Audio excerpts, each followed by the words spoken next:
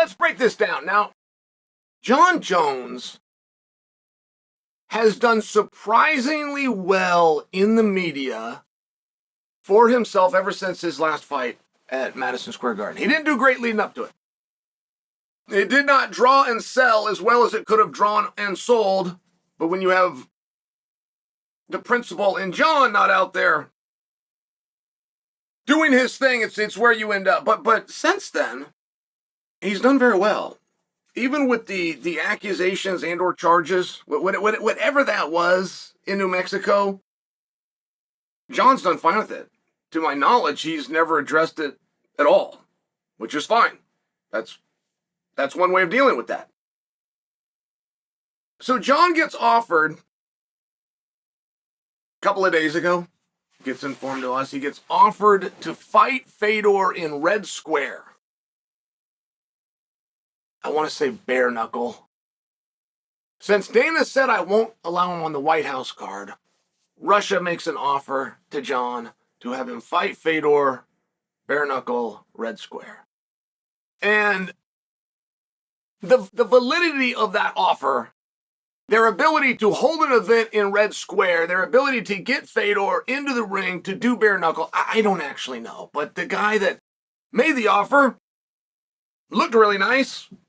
He was in a great suit. He was authoritative enough that Jon allowed him to present the offer and to do it on camera. But Jon's response, he talked about how much he likes Fedor. That he would not be interested in fighting Fedor. And it was just a very pleasant, it's very hard to get Jon to put anyone over. And even in a mythical match in a sport that Jon doesn't do, for an event that may or may not have the Parliament's position to even take place, the answer was great. Now I want you guys to take a look at this video. Jon is with the ALF boss. They're in a very beautiful ring. How this whole thing started or what they agreed on is you just kind of have to take for granted. There's a way when you wrestle, there's a way when you play wrestle with somebody that you do not have a fear of. There's a certain stance that you have, and there's certain ways that your body will move. Now, Jon is doing those things. However this all came about, Jon, within his own mind, was in no danger of being taken down. Okay, great. And I would trust that this gentleman has either a Sambo or a Judo background, because the entry that he makes is not wrestling. It's not collegiate, freestyle, or Greco-Roman wrestling, though it's a pretty cool entry. I'm just sharing with you that I don't recognize it. That's how I know it's not from one of those three styles, but it's pretty cool. However, it is effectively and effortlessly defended by Jon. Jon not only comes out on top, and Jon not only comes out with the takedown, but even from a grappling or jiu-jitsu standpoint, MMA standpoint, Jon comes out with a rear naked choke. This could not have been better for Jon. And the headline comes out, and this is by Red Corner MMA. They're pretty good. They're pretty big. But to not know what you're looking at is a surprise to me. Whoever the editor is for this page, to not know that Jon is the one that scored the takedown. Because they even put a caption.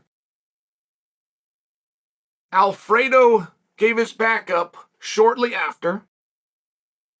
But it also says prior to that, Alfredo, ALF boss, takes Jon Jones down. That is fiction. He did not take Jon Jones down. He was taken down by Jon Jones. If you're a good analyst and you wanted to break it down, you could discuss the fact that Jon took him down defensively. You could concede that this was not Jon's action, it was Jon's counteraction. But in no form, not at Abu Dhabi, not at UFC Fight Pass, not at Polaris, not at the Olympic Games, the NCAA, or at your local high school, is this even questionable Jon got the takedown. And I'm confused why Red Corner said he didn't, but attached a video. They maintained that Jon was taken down, but they attached a video where Jon secures the takedown. So I don't know how to interpret that. I don't know if Red Corner's on the payroll, if Red Corner just got one wrong, if Red Corner doesn't know what they're looking at. There's not a debate here. You wouldn't need Olympic styles of wrestling. They'll have 3 referees. And 2 of them on every sequence, 2 of them have to agree. If 2 of them both say 2 points and the other guy says 3 points, it's 2 points. If one says 3 points, one says 2 points, and the other one says 1 point, they will stop the match. They will come and look at it. They will bring in a higher official if needed, and they will watch it on a replay. Okay. No judge, no referee, no chairman, no higher official in any sport would ever even make the mistake of believing that Jon was taken down. I really got to tell you this. It's a big deal.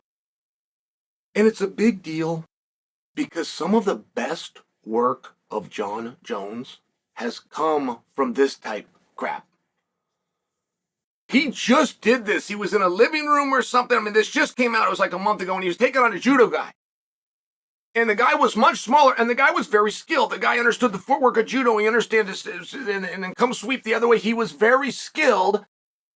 Jon didn't want to be there, was laughing and playing along, nervously trying to get out of whatever this is, and we've all been in this spot before. And effortlessly still takes the guy down. One of the things that Jon has done that I am most impressed with, and you know, this is how legends are made, is from these little videos like this. The holy grail of MMA videos at one point in time was Hugo Duarte versus Rickson Gracie on the beach in Brazil. And nobody quite knows how it got captured. Like, we've all got smartphone now, and 50 of us could have filmed it then. Nobody quite knows how this happened, and it wasn't some kind of a professional. Like, it's very hard to see, and this crowd comes around. This guy doesn't even have good placement, but there's footage, and you can see enough. And another one of these sought-after videos is Rickson Gracie, who entered, and then it was either judo or sambo, but he entered an actual tournament where they call his name to a mat against an opponent, and I believe he ends up, Rickson finished him, and there was something about a knee bar. Maybe the other guy went for a knee bar, and Rickson had to defend it. My point is, this is how legends are made. It's this kind of stuff.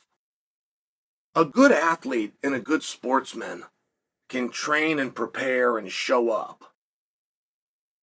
It's a different level of killer. It's a different level of badass who can just slap hands right now and go. And Jon did not take the guy that I told you from the judo, and this guy was very skilled. I could tell by his mannerisms. Jon didn't take him seriously and beat him. Jon damn sure didn't take this serious, and he beat him. And he just doesn't deserve for that to be put out there. It was very weird by Red Corner.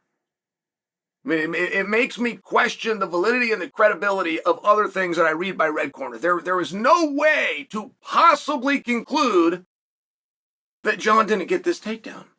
It's not a wash. It's not a draw.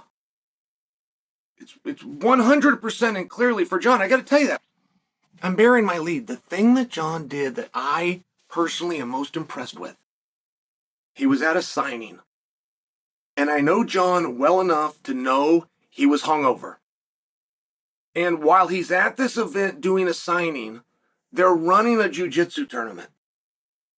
And a guy who is a brown belt in the 10th planet system, who's in the tournament, who prepared for it, who weighed in, who knew this was going to happen, walked up to Jon and challenged him.